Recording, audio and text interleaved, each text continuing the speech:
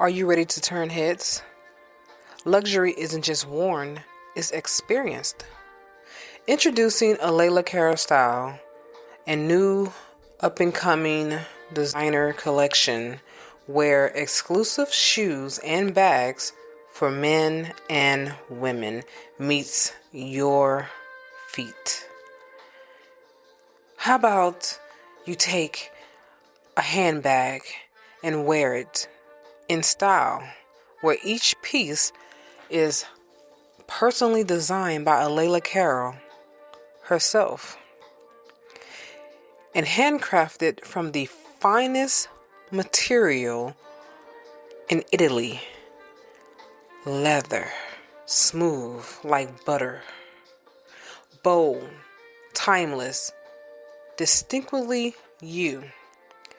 Step into true elegance and make your mark with a Layla Cara style where confidence meets craftsmanship.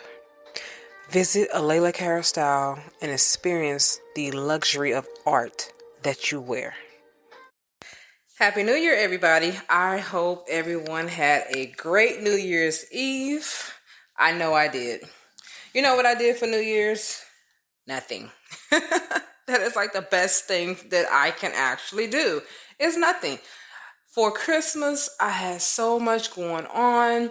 My mom was here, and I was back and forth from Louisiana to Texas, back and forth. I had to work. I was flying all over the place. Oh my goodness. When I say flying all over the place, I'm talking about from New York to Mexico to Canada to the Bahamas, back to New York to Houston to Washington, D.C., and then end up in Kansas City, Missouri, where they had a ice storm. It was so cold. It was below 5 degrees. I have never been in that type of weather before in my entire life. And I will be 45 in 4 months.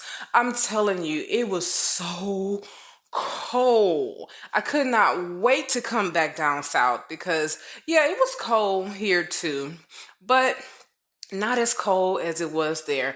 And I'm talking about not as cold to the point to where I wasn't even wearing a coat when I got back home, and people was freezing. They was in their jackets, their coats, all bundled up, talking about, you're not cold? I'm like, man, let me tell you something. If you came from where I came from, this is warm. I can truly understand what people was talking about when I was in my early teens, in my early 20s. I used to always see people from up north come down south, and they would wear shorts during the wintertime. And when it was actually cold to us, it was hot to them.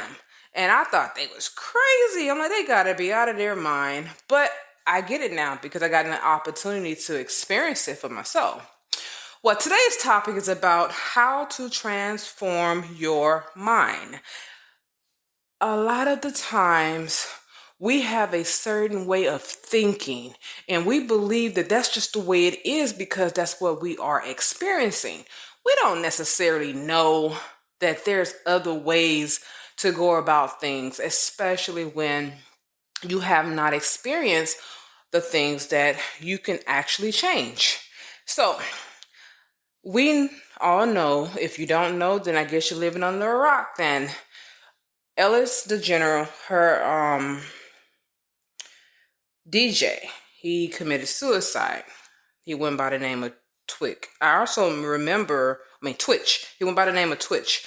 I remember him being in Magic Mike too, and he was a great dancer, and he made a lot of people feel good when he performed.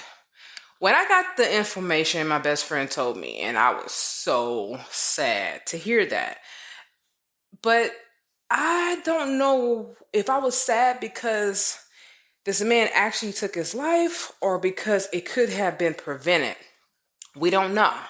But what I do know is that for you, since you are still living and you're still here with us, you can change the way you view things. You can change the way you see yourself. You can change the way your life is by the way you think, the way your mind is. I remember looking at my ex-husband one day, actually a few times, but this particular day, I stared at him with a stare of what is actually going on in that head of yours. And I remember just watching him, and he didn't know I was looking at him, but I was just looking at him like, this man is 50 years old and he has a mindset that is so far-fetched that it is really unbelievable. But he believed it. It was in his mind. That was his world. That was his understanding. That was his knowledge. That's his way of being. And some of those things was his experience of what he'd been through and what he was taught. I couldn't blame him. All I did blame him for was that he knew right from wrong. And because he knew right from wrong, the action that he chose was still his to have had accountability for. I want to share a scripture with you guys, and it is Romans chapter 12, verse 1. The international version, the new international version, the NIV. What it says is, therefore, I urge you, brothers and sisters, in view of God's mercy, to offer your bodies as a living sacrifice, holy and pleasing to God. This is your true and proper worship. Do not conform to the pattern of this world, but be transformed by the renewing of your mind. Then you will be able to test and approve what God's will is, his good, pleasing, and perfect will. What is that saying? I'm going to break down this scripture for you. Where it says, therefore, I urge you, brothers and sisters, this is actually Paul talking. What he was talking about was, I am not only telling you, I'm not only giving you information, I am literally begging you, brothers and sisters. I'm begging both of you, not just you, brothers, not just you, sisters, but both of you. In the view of God's mercy, I'm telling you, God's grace is sufficient. His mercy is on whom he chooses for it to be on, because he is no respect of a person. He has no respect of a person. What that is that your time is limited.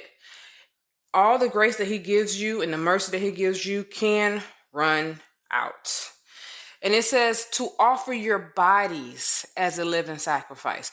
Okay, you might want to understand, when you are a being, this is what you are. You are a spiritual being. You have a body that your spirit is living in. And what it is that you have a choice. You don't have to do this, but it's a choice that you're making to do it or not. And he said, offer your body as a living sacrifice, holy and pleasing to God. So if you go into the scriptures and you read into the scripture, they tell you how to live according to pleasing God, the way he would like for you to live. But the only way you can do that is to transform the way you think. It also says, do not conform to the patterns of this world. I have to elaborate on that. The world, the way we live, have their own set of standards. They think that certain things that we do is proper, pure, and okay, because this is the way the world chooses to live. The world is literally everything that is against God. That's what the world is. If people want to understand what the world is, what is this, the world? What is this? Well, you have people who like to say the universe, the universe. And I'm like, why do they say that? Because God is the one who created the universe. You cannot give praises to the universe because God is the one who created that universe. You give praise to the creator, not what is created. So I realized also that when it comes to not conforming to the pattern of the world, it's hard. It's not going to be easy because it's constantly thrown in your face. There are things in the media that we know that God is against. If you go into the 10 Commandments, it'll tell you what is abomination. If you go to Deuteronomy, it'll also explain to you what's an abomination. Thou shalt not put other gods before thy God. Okay, we do. There are a lot of the people in the world that put other things before God, which they make that their God, such as money. Okay, we need money to survive. Yes, we do. We cannot live without money because we have to pay for the things we need. There's nothing wrong with knowing that you need the money to take care of the things that you have to have. But where the wrong coming at is when you worship that money, when you put your life on that money, when you say things like, I'm about my money. I don't care about what's going on in this world. I don't care about what's going on with her. I don't care about what's going on with him. I'm finna make my money. This is all I care about is making my money. Who care about them? Well, what you just did was you showed God that you don't care about the creation that he had created, which is the human being that he had put into your life to nurture you, to help you, to get you to another level, because without them, you can't get to the places you need open for you, such as another position. If you're trying to get into another position, you don't care about the person that's helping you get to the position. Basically, what I'm saying is that you don't care about God's people. And you also don't care about God because you're not taking the time to stop what you're doing, making money, and giving God the time that he requires from each of us, which is fellowship to him. God created every human being in this world for fellowship for him. He did not create us just to have us roaming around aimlessly and we don't have any direction in this world and what to do. No, he gave us him. That's why he gave us his only son. So we can be redeemed, because we just messed up. I mean, we screwed up big time. But how do you literally transform your mind? How do you do that? Well, first off, you have to change the way you think. First, you have to realize that you don't know it all. Just because you have experienced certain things in your life doesn't mean that you know everything, because there are still areas in your life that you have not experienced yet. I don't care if you're 85 years old, there's still some areas in your life that you have not experienced. That is how you start renewing your mind. You first tell yourself, I don't know it all. There's still some things that I just don't know. But I need to understand what I need to be doing for me. Now, I want to touch base on something. I want to share some experience with you. I remember when I was suffering from anxiety. I didn't take any medication for it because I knew that there was other ways to actually come out of it versus me going to a therapist and laying all my feelings out. And then they say, oh, we're going to prescribe you with some anxiety medication. No, what you're not going to do is put me on some medication that I'm going to be stuck with for the rest of my life. Or I'm just going to be using it as a crutch to say, well, y'all know I got anxiety. I would not put that on myself, but I knew I was suffering from anxiety. I knew this about myself because I had a feeling that I had never had before, and I recognized it every time it was triggered, every time it came on. What caused my anxiety was that I was under so much stress, and I didn't even know how stressful my situation was until I realized that I did not have control over it. And that would cause me to have anxiety because I didn't know how to control my feelings. I didn't know how to control my behavior. I didn't know how to control anything anymore. So I just started panicking, and I started like feeling like this is just not, is what I'm doing. Is it worth it anymore? Is it worth it? So what I realized was that I needed to know what was causing my anxiety. How did I even get in that position in the first place? I remember I didn't really believe that a person can have anxiety or panic attack or anything. I didn't really believe that that was real. I'm being honest, I did. I thought it was something that people just use as an excuse or a way to get out of things. But I was wrong. I was completely wrong. When I was suffering from anxiety, this was when I was married to my ex-husband, and my now son, which is my blood nephew, when he was in Child Protective Service, we call it CPS for short. When he was in CPS, when I first found out that he was in CPS, I had gotten a phone call from my mother telling me that they picked him up. And I'm at work. I remember being in Austin, Texas, in their airport, about to get on the plane so we can fly somewhere else. I remember that. And I'm talking to my mom like, okay, what do you want me to do? And she's telling me, you're going to have to get him. I told you that eventually he was going to end up there with the way his biological parents have been going about their lives. So I was like, okay, well, just tell them to call me. Well, I ended up getting a phone call the very next day. I was at the hotel room, still asleep. I got woken up from the Child Protective Service, and I really did not know how this process was going to go. I just knew that I was going to have to probably go through a little something. At least I thought it was a little something. Didn't have no idea it was going to be a huge something. So I ended up getting a phone call from one of the caseworkers. She was very nice. She was very sweet. She was understanding, and she was just like straight to the point. She's like, your mother told me to call you because she said that you was going to be able to get him.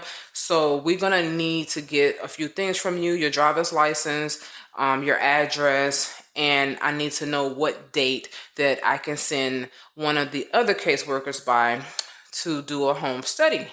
And I told her I was married. She said, well, we're going to need his information as well.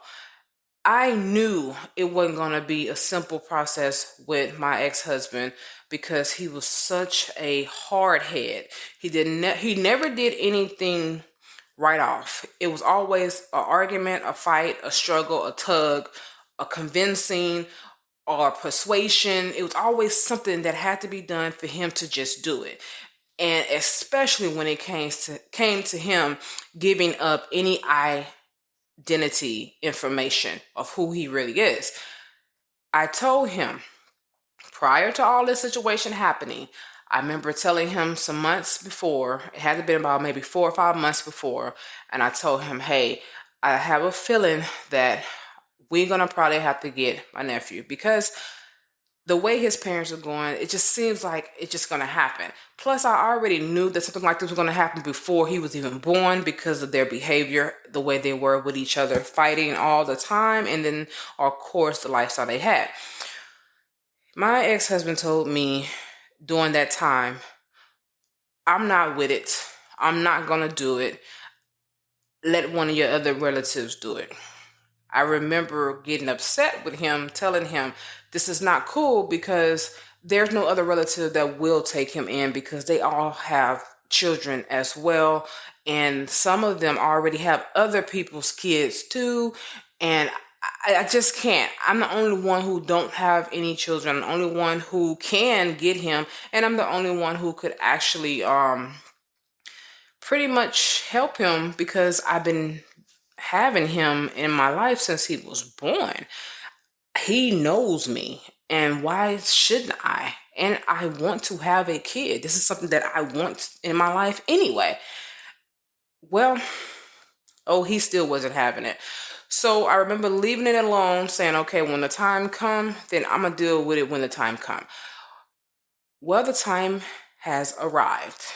Now I'm telling him we're in the thick of things. I want to get my nephew. This is what I want to do. I do not want you to fight me on this. So can you please just cooperate and let's do this? So he had it in his mind that maybe my brother and his wife will get their life back on track and they'll come back and get their child. So we won't have him forever. That's what he said to me. So I just went along with it, knowing that it wasn't going to happen. But to make him feel better, I needed to get that driver's license from him. I just needed it. And I was not going to have him not send me over the driver's license so I can send it to the CPS lady. So I just said, okay, yeah, let's just do that. Yeah, they'll get their life together and then they can come back and get him. But for right now, let's just get him out of foster home so that way we don't have to deal with him being in the foster home. Let's do that. So that's what ended up happening. He sent me the driver's license. I sent it over to her. I ended up getting a home study that following weekend. When I got home, they came over. The home study was 4 hours, man. They asked every question under the sun, things that I didn't even think that they would ever ask. Like, were you whooped? Did you get any spankings or whatever when you was a kid? And if you did, how do you feel about corporate punishment?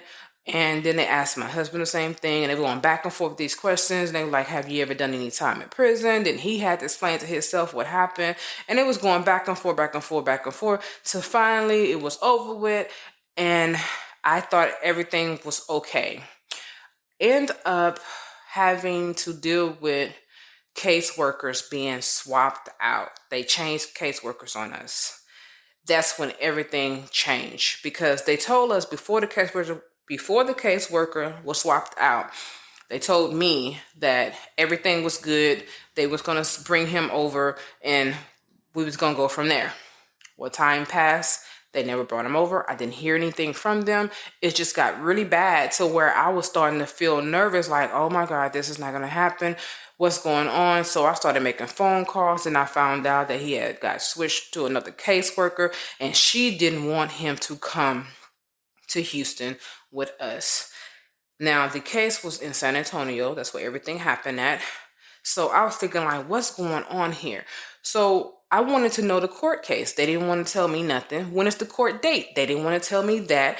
I was just like, this is just crazy. So what ended up happening, my mother, she had got subpoenaed to go to court in my brother's place because he couldn't be there because he had gotten locked up. So they was like, well, we need somebody from his side of the family to come to the courthouse while this hearing goes on. My mom ended up going, and because she was there, I was able to come and sit in and listen. When I heard the caseworker say, I heard the judge ask, what about his aunt in Houston? The caseworker was like, no, she's not a good fit. We don't want her. And the judge was like, why not? Well, I just don't believe that she'll be able to protect him, the child, from her brother. And I just was livid. Oh my goodness. I wanted to get up and just scream out, but I know I couldn't because I was in the court. So I just waited until court was over. Then I sent that caseworker a text message. I say, I was at the courthouse. I saw you. I listened to everything you said. I wanted you to know that you're lying. You are lying. And she was like, what you mean? I said, I heard everything. I was there. Because see, she never knew I was there because she didn't know what I looked like. That's why she wasn't aware that I was there. And I was in her face the whole time. Because she didn't even recognize me because she never saw me, she was able to make up a story to the judge and make the judge believe that I was not a good fit. This was when I was on a mission, because when she told me these words. We'll be back after a quick break. If you haven't already, check out my luxury shoe and bag collection, a Layla Cara style. Each piece is personally designed by me and handcrafted from genuine Italian leather. Whether you're dressing up or keeping it casual, these pieces were made to help you walk with confidence. Because real style starts from how you feel. Go to alaylacarolstyle.com and experience these bold, timeless, and completely all you. Check it out. You might find something you like. Your brother and I had some words, and I did not like what he said to me. And because of that, I will make sure that he don't get any type of leadway or any kind of way to be able to see his son ever again. And I realized it was a personal matter. Oh, now it's personal. You're taking this to a whole nother level. This has nothing to do with me. You just making sure that my brother be punished because of what he said to you. This is some messed up stuff. So this is what I told her. I said, you know what? You would not hear the last of me. This for sure. Remember this. I am not my brother. We are two different people. And one thing for certain, I don't fight like he do. He fight in a physical manner. I will fight you legally. So you will see me again, and you will be talking to my lawyers. Not just one, but many. I will hire as many lawyers as I need to make sure that I get my son. And she was like, okay, we can talk. Okay, bye. This is it. This is over with. No more conversation. Pretty much like that. So after that, I went on a hunt to find some good family lawyers.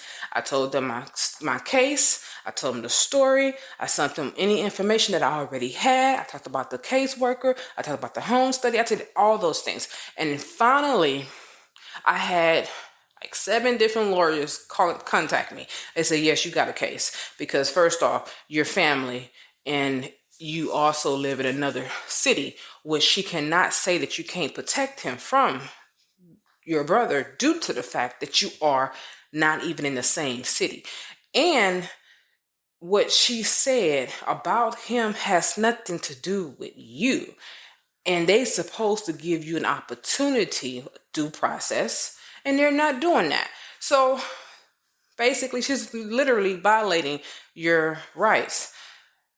When my lawyer contacted her, not even shortly after they got off whatever the phone that they had, I got a message from her saying, when do you want to pick up the kids? And I said, kids? It's only one. Oh, you know his mother had another child. I was like, what? Wait a minute. When did this happen? All I knew about was him. You mean to tell me that my brother got another kid? And they said, no, he don't. We did blood work, DNA test. This child is not your brother. It belongs to another man. I was like, well, what they got to do with me? And it's like, we have to keep the kids together. That's our whole goal. Now their story changed from me not being able to protect my nephew from my brother to we need to keep the siblings together. Are you freaking serious? So I contact my lawyer, told him what she said, and they said, you know what, go ahead and get both of them. We'll tell you how to go about this. So I ended up getting both of the kids. And I knew that it was going to be a hardship on me to have both of them because the little girl had a lot of health problems that was going to cause me to not be able to work. And one of the things with Texas laws is if it's going to cause a health, like any kind of problem, like hardship, they're not allowed to put them kids on you like that if it's going to change the dynamics of your life. And so I had to give the little girl back to them. I didn't want to, but I did because I ended up falling in love with the little girl. I had her for a little while, and I fell in love with her. And I was like, she was 7 months old. She was still a baby, but I just knew that I couldn't be there every day, knowing that I'm a flight attendant. I just couldn't do it. And then my dad, he couldn't really do it. And he agreed to help me with both of them, but it was just becoming a struggle because then I had my husband who was causing me a lot of stress because he was mad. Not only mad, he was pissed off because I had both of them. He's like, this is not part of the plan. This is not the deal. This is just not the way it's supposed to go. I'm going through all this stuff with CPS. I'm going through stuff with my husband. And then here come my mother adding to the stress. So this is how my anxiety came on. When she showed up, I not only had to deal with CPS, I not only had to deal with my husband, now I got to deal with her. She's jealous because my dad is there helping me with the kids. And she was the one who told me out of her own mouth that if I get him, my nephew, if I get him, that she was going to help me, that she would watch him during the times when I have to work, and that she would help in any kind of way that she could help. But I did not know it was coming with stimulations, with rules. The only way I'm going to help you that you come to San Antonio, come get me, bring me to your house, and I stay at your house while you go to work or whatever, and then you take me back to San Antonio. That's too much. I live in Houston. You want me to drive? And then I'm like, how about you just fly? No, I don't want to fly because I have my dog, Fifi. And I said, but you can fly with your dog. So what I did was I'm trying every way to help myself, help her, and everybody. Everything, it's running thin now. And I'm telling her, you know what? I got a form that you can fill out. Go to your doctor, tell your doctor that you need your dog because it's an emotional support animal and you can fly with your dog. I don't want to do that. I don't want to do that. You need to come and get me. And I'm like, oh my goodness. So I just said, you know what? I'm not coming to get you. I'm just going to leave you out of it. Right now, things are okay. My dad is handling things. But she constantly kept adding on to the stress because she wants to know why CPS didn't give the child to her. But what she failed to realize was that she was the one who told them to contact me. And I'm like, how is this not registered in your brain that you are the reason why I'm involved in the first place? Because you told them to contact me.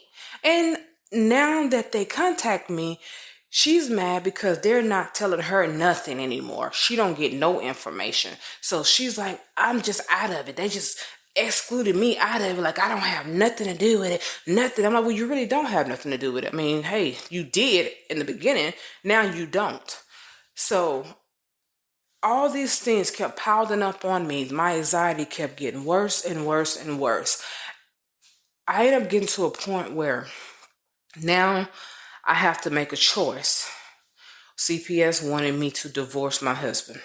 They was telling me that he could not adopt my son, my nephew at the time. He could not adopt him because of his background. They was not going to allow him to do it.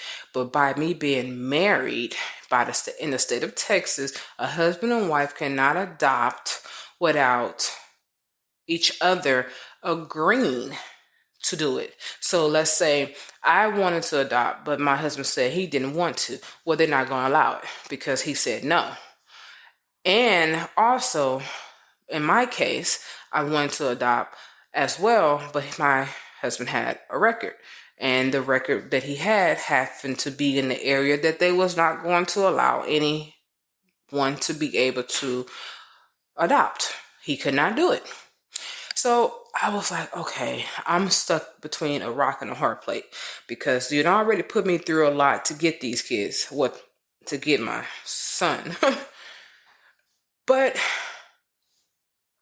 now you want me to divorce my husband? Is that even legal? Can you even do that? I was like, what the heck? This is not right. This is not fair. And so I ended up telling my mom about it, which was a big mistake. I should have never told her because she was in agreement with them. And she was like, yeah, why don't you just go ahead and divorce him?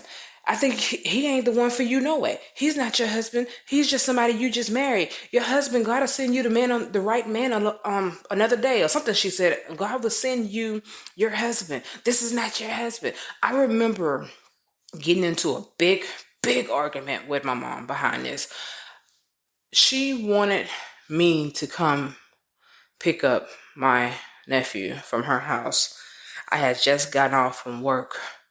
I gotten off from work around maybe 11 o'clock. No, I think it was like 9 or 10 o'clock that night. And I was so tired. And flying drains your energy. But she kept saying she had plans. I got things to do. You need to come and get him. I'm going to this party. My mom was a club person. She liked to go out. I don't know when that started, but now she's such a clubby, and she's 63 years old. She likes to go out. So she's like, I got something to do. I got plans. You need to come and get him. I was like, you telling me that you can't wait until the morning after I done got some rest? I'm tired. And you want me to drive to San Antonio from Houston, which is 2.5 hours, 3 hour drive to go get him. And I'm fresh off the plane. And there's no more flights that's leaving from Houston to San Antonio now. So I have to drive. I am so tired. And she's, I don't care. Whatever you do, you need to come get him. Oh man, I was so livid. When I say I was livid, I was livid. I was pissed. I drove to San Antonio mad. When I got there, they was asleep. Here it is about maybe 4 or 5 o'clock in the morning. Because no, I didn't go right away. But it's 4 or 5 o'clock in the morning. I got like an hour to 2 hour nap in before I actually left. And I was thinking how dangerous it was to be on that highway like that, and that she did not care. And I was so mad. I said, this is some selfish shit. That's how I felt. This is so selfish. I did all this to try to help everybody. And this is what I get in return? Is her with an attitude because she ain't getting what she want the way she wanted. And then my husband acting the way he was acting towards me. And now CPS want me to go and just divorce. This is the decision that I should be making on my own if I'm going to divorce, not because they tell me to. This should be illegal. Oh, I was so mad. So I had all this stuff going on, anxiety just building up. I get to San Antonio. I tried not to say anything to my mom. I tried to keep my mouth shut. I didn't want to talk. I wanted to be quiet. I just wanted to get my nephew at the time, grab him, get all my stuff, and get his stuff, and just put it in the car and leave. Oh, she would not let me just leave without saying her piece, saying what was on her mind, getting it out.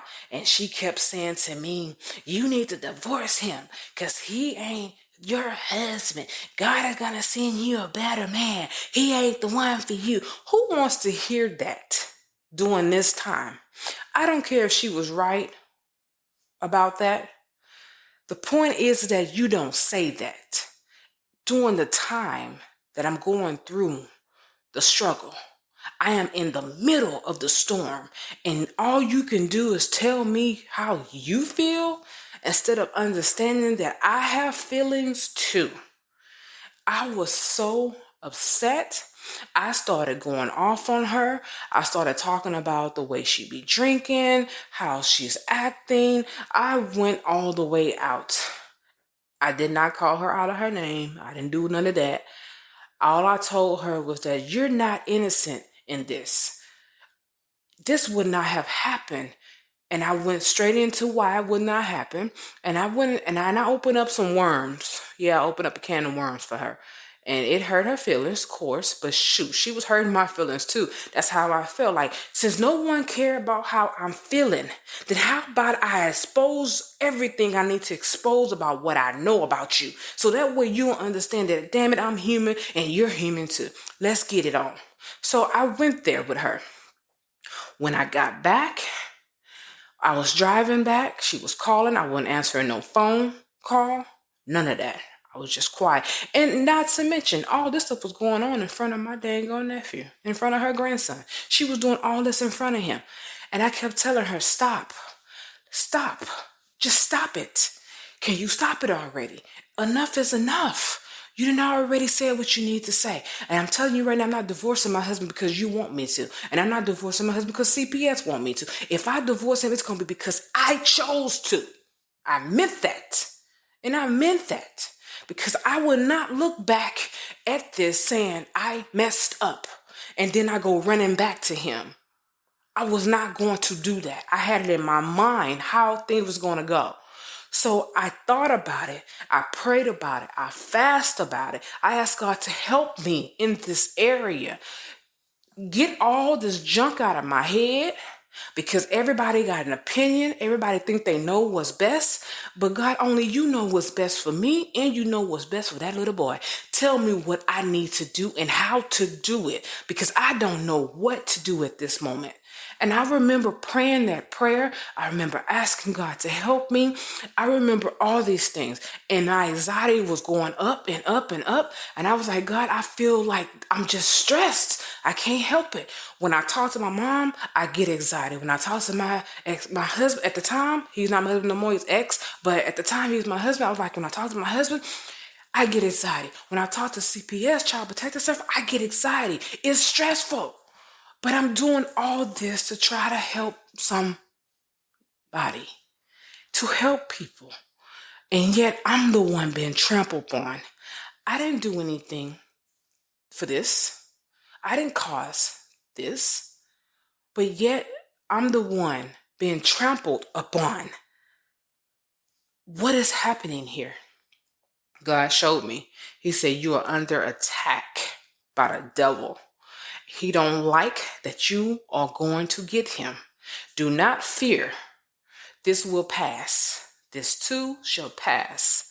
Just go through it. I'm going to keep you safe in the middle of it. Your mind will not be warped. You don't have to worry about losing your mind. You won't.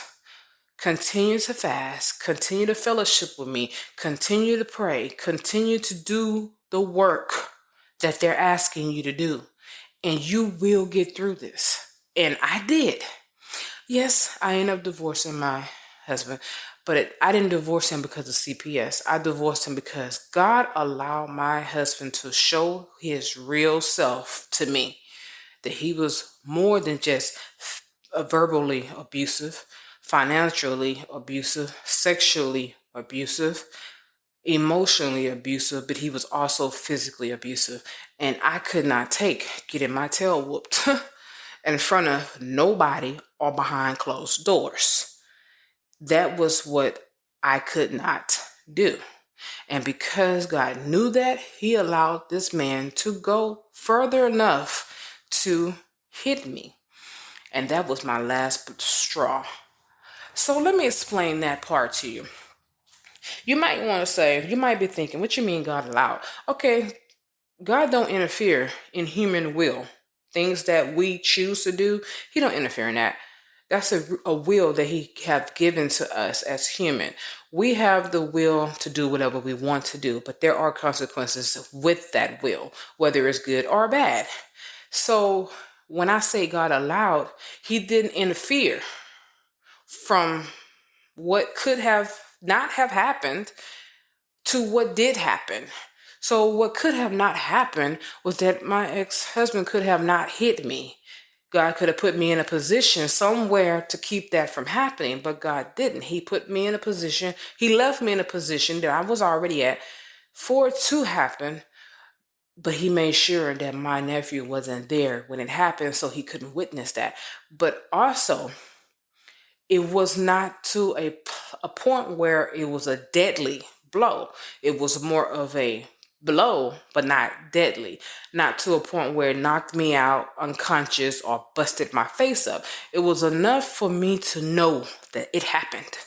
Yes. So not only that, I had cameras in my house. So I looked back on the footage. I saw the action, and it put me in a different mindset of saying, you're looking at this like you're watching TV, but this is you.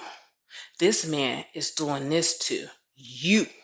So what you gonna do about it? You're gonna stay with him? Now you have no reason to stay with him. You have every reason to leave him. He's abusive in all the ways you experience. Don't keep going through this.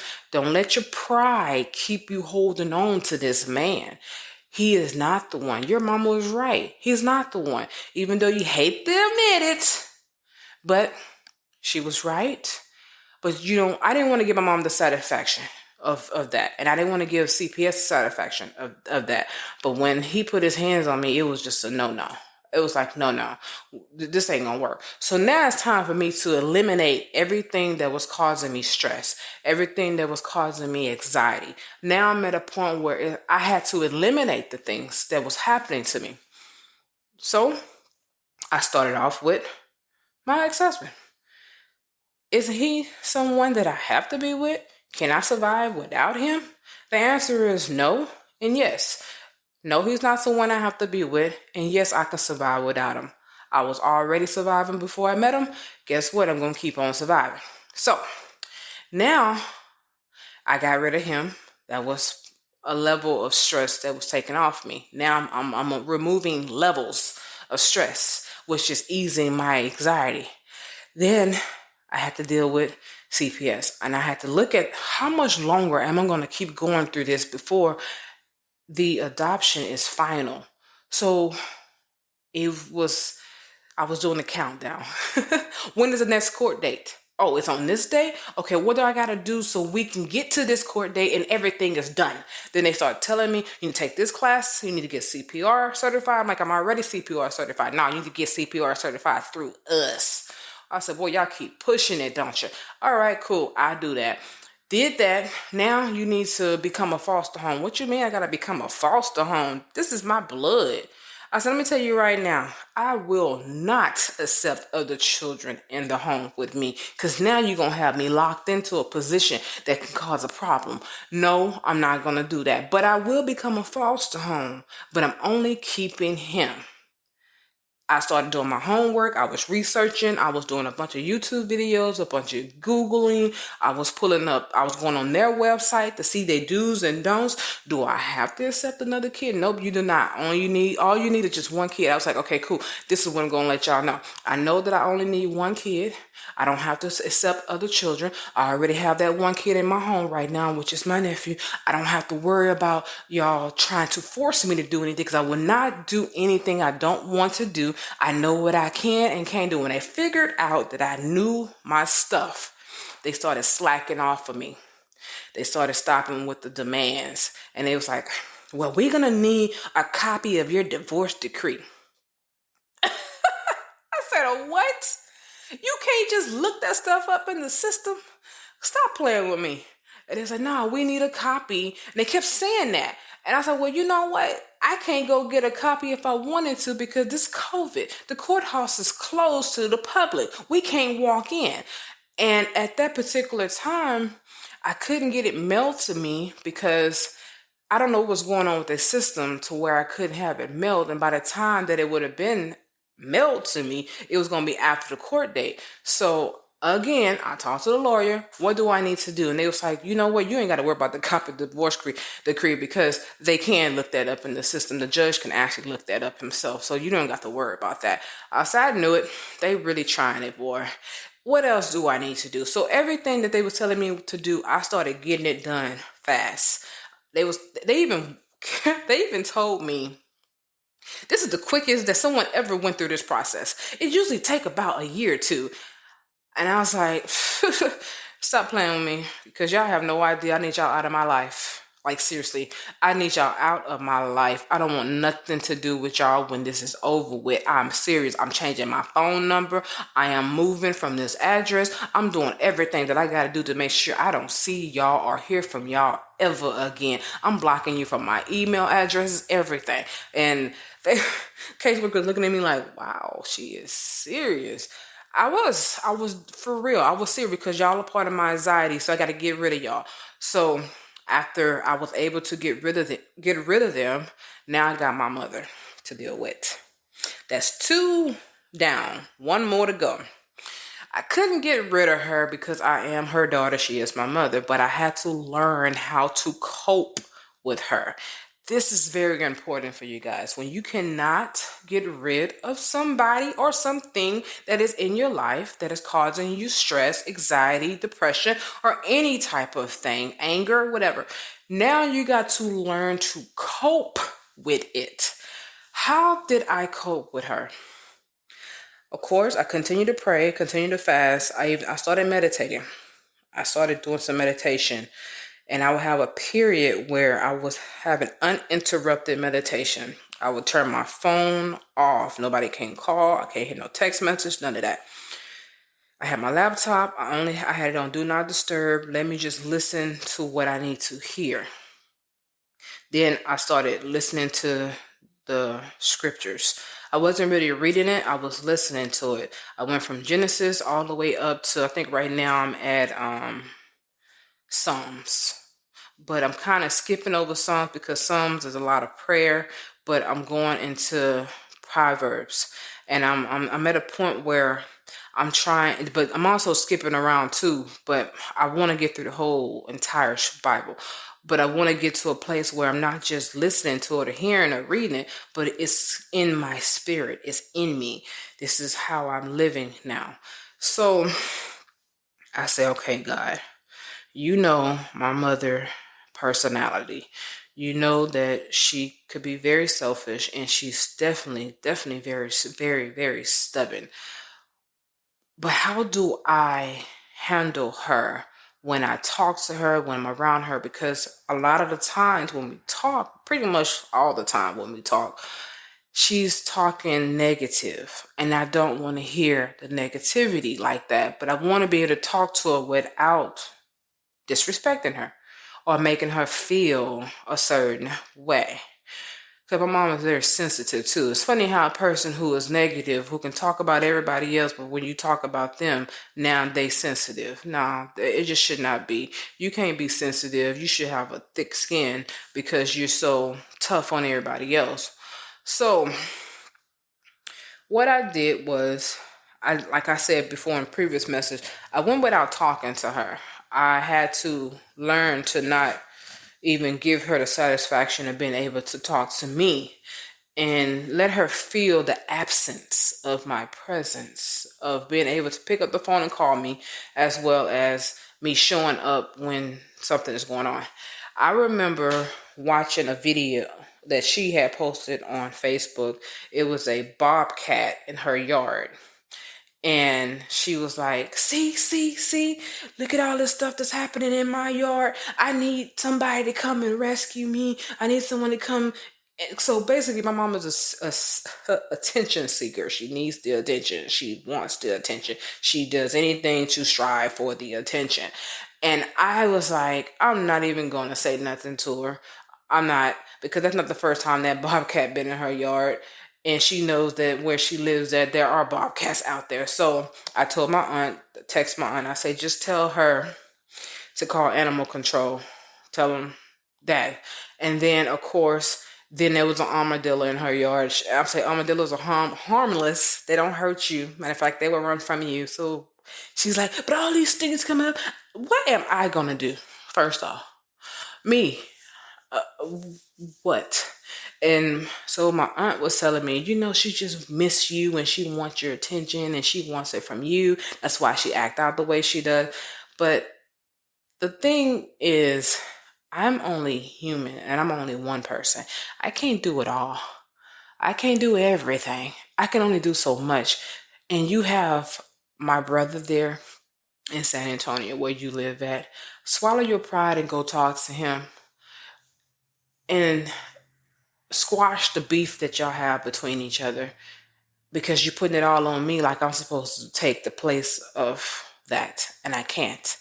Then I looked at the fact that I had to just learn to say no to her, because she's not used to me saying no. She's starting to get used to me saying no now. She's starting to get it. She's starting to get it. It's about a year now. It's been about a year that I have been on that I'm not going to do it kick. Nope, not gonna do it.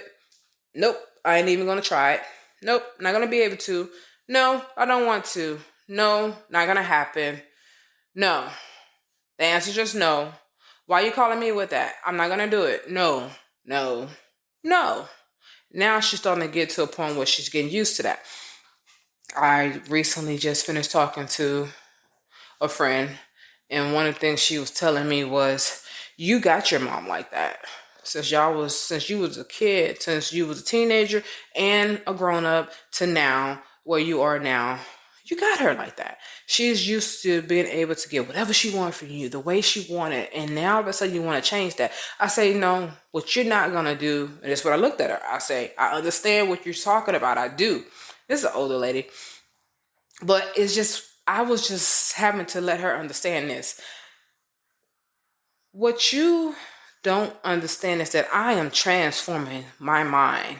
I'm transforming the way I think. I'm transforming the way I do things and how I operate with people. Because when I was in that space of anxiety, I was stressed out. And I can clearly understand at that point why a person would take their life.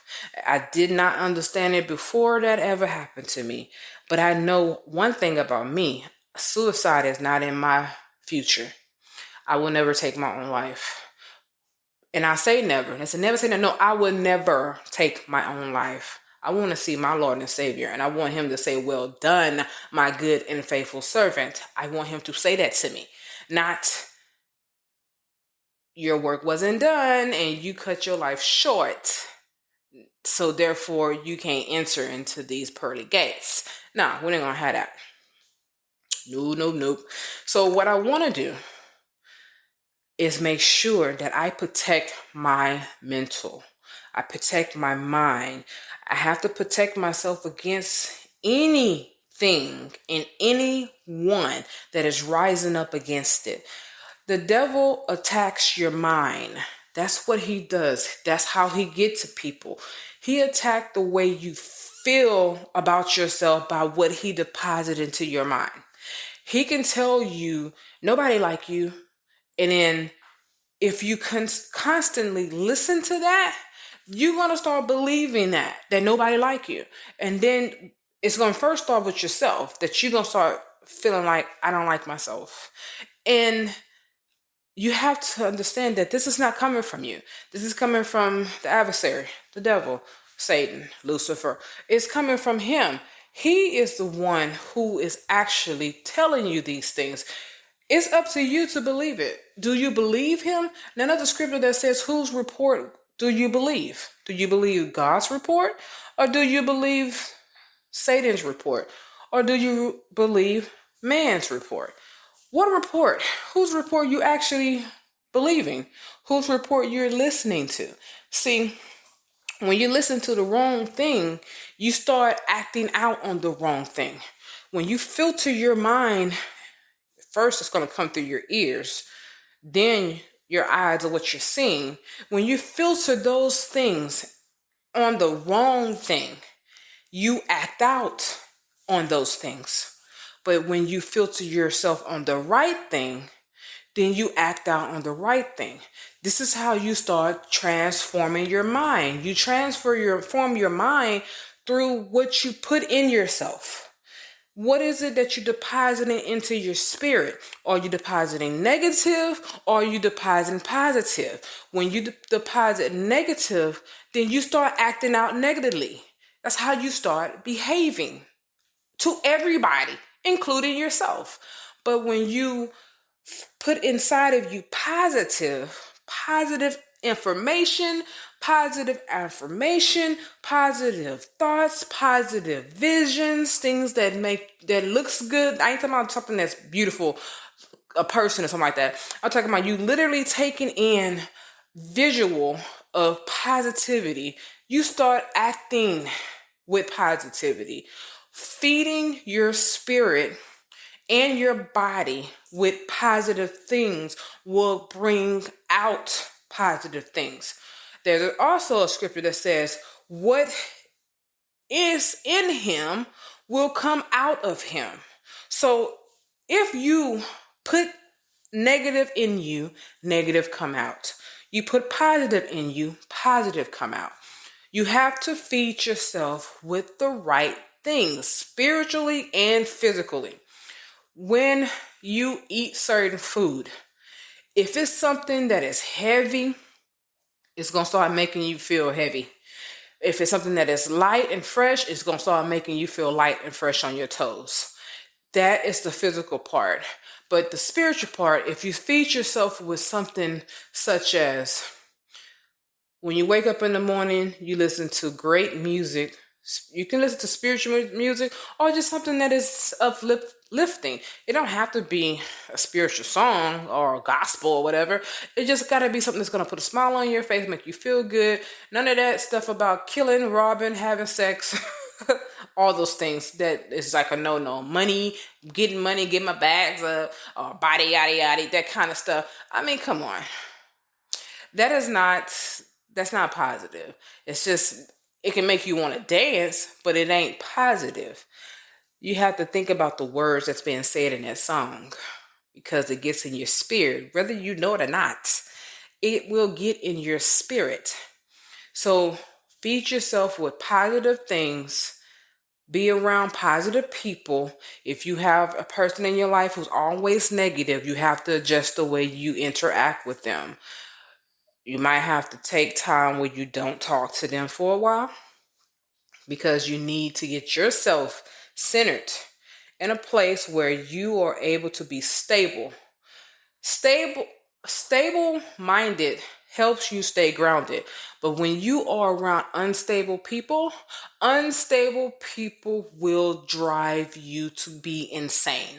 They will drive you crazy because they're so unstable. You don't know which direction they're going in. One minute they're going to the left, next minute they're going to the right, next minute they're backing all the way up, next minute they laying down on the ground, they don't want to move at all. They're all over the freaking place. Well, they will constantly be a nag to you, and you will end up being just like them before long. You will find yourself complaining. You will find yourself being unstable. You'll find yourself all over the place, and you'll find yourself just stopping in your tracks and not doing anything from that point on.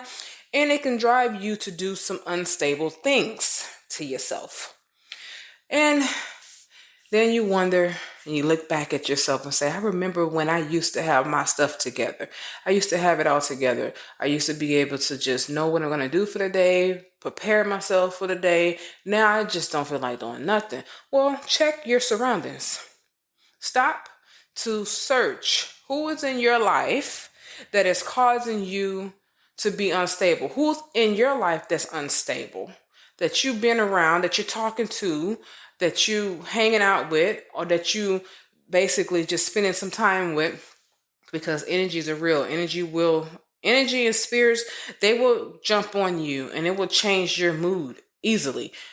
Find out who is that person and then start backing off. You don't have to stop talking to them completely, but you have to limit yourself to them.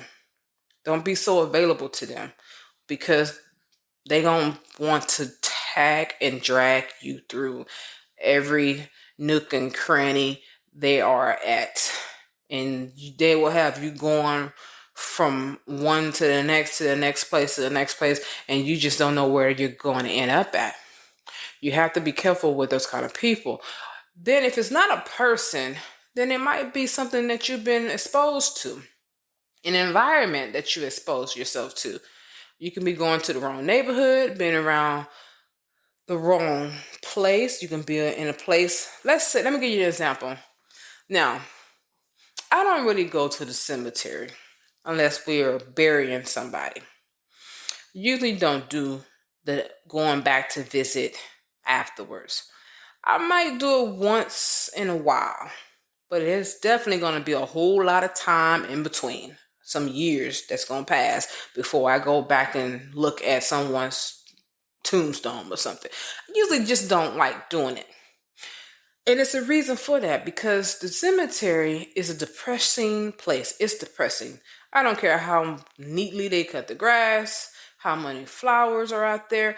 My mind tells me there is a dead body in that ground. This person used to be alive. They're no longer here anymore with us. Now, I'm over here looking at what? The dirt? Tombstone? What for? They're not there anymore. I don't care if the body was laid to rest there. That body has decomposed and it is now back to the earth. So there's no need for me going to that cemetery and leaving there feeling depressed. So that's why I don't go. I will probably go there, like I said. I went to the cemetery the last time to take my son because I wanted him to understand that when you make bad decisions, it can lead you to the cemetery. And I wanted him to know what a cemetery looked like in person. So that was the last time I went to one. I took him to our family plot so that he can see how It was, pretty much. I even explained to him all the people that I know, how they deceased, how they was gone, how they was no longer here. I explained to him about my grandmother, which is his great grandmother, how she was killed by her boyfriend. That was a domestic violence situation. She was only 32. She was very young. Then I explained to him about one of my cousins who committed suicide. He was only 16. He took his own life. And then I explained to him about health issues, the rest of them that died from a health complication. One of my cousins had an aneurysm. Then my aunt, she diabetes complication. I went down the line about it because I wanted him to understand that no matter how old you are, your life can be taken from you. So make the most out of your life while you're here. Make the most out of your life while you are here. Because he's young and he's thinking like he live forever. And I'm like, that's how all kids are. But I needed him to understand that, first off, he's a black man. And I say a black man, yes, he's 9, but he's grown up to become a man. And he needs to understand that the choices that he is going to be making is going to shape the way his life is going to be, the life that he's going to have. He needs to understand that the decisions you make deal with the consequences. And some consequences you don't have to deal with if you don't make those decisions. So I had to get him to constantly be aware of the things that he does. And that was the last time that I was at a cemetery. Did I leave the cemetery feeling depressed? No, I didn't, because I felt like I accomplished what I went there to do. Because now from this moment on, since I have been there, and that was over a year ago, he's been mindful about certain things now. He's been talking about it more, about some of the things that he was making. And let me explain. Some of the choices he was making, if he make those choices as a grown man, it would be jail or the grave. And that's why I was like, no, we need to stop this stuff right now. We gotta nip this in the bud right now. I need to make you understand how life really is. This is a real situation. This ain't make believe. And I do want you guys to understand that we all have choices. Everything we do is a choice. Whether you choose good or you choose bad, you choose right, you choose wrong, there's no in between. You can't straddle the fence. One day you're good, next day you're bad, next day you're good, next day you're bad. The bad is going to always outweigh the good. It just is, because people don't get over things as fast as you would like them to do, depending on how much damage you actually did, what damage you caused, how much it's going to take for them to heal from it, and how long it's going to take for things to be repaired. It's hard. So that's why you can't straddle the fence. You have to make up your mind if you're going to be on the good side or you're going to be on the bad side. It's just what it is, and live with the consequences. I hope this message helped you guys in learning how to be transformed by the renewing of your mind. Renewing your mind is a daily walk. It is not a walk that you do one time and you pick it back up 3 years from now. No, you have to literally walk this walk every day you wake up. Renewing your mind is a constantly teaching. It's constantly learning. It's constantly changing. And you go through it every day to eventually you have changed the way you see things. You change the way you do things. You change the places you go to, the people you hang around with. Eventually it just change. But it has to start with your mind first. Then everything else will start following into place. Renew your mind by finding good things to depart inside of yourself. All 5 senses. Okay. Your eyesight.